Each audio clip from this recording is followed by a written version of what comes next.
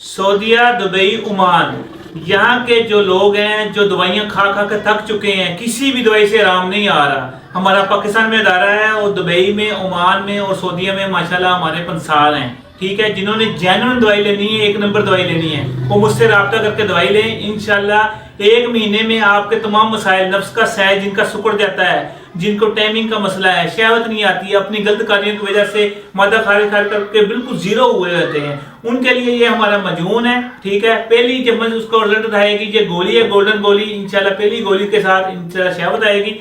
और जो तेल है, जिनका नफ्स का सैज सुकड़ गया है, इसके साथ 1 इंच तक पैमाइश के साथ आप गारंटेड स्टाम्प पे लिख के देंगे, 1 इंच तक इजाफा होगा।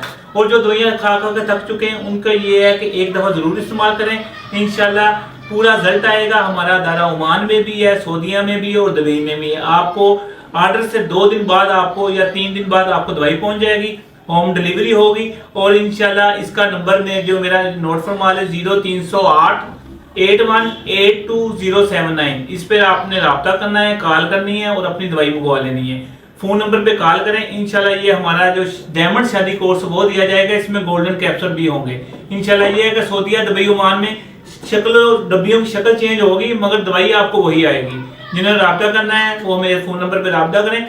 दूसरा फोन नंबर 0300 965 5265। शुक्रिया, अस्सलाम वालेकुम।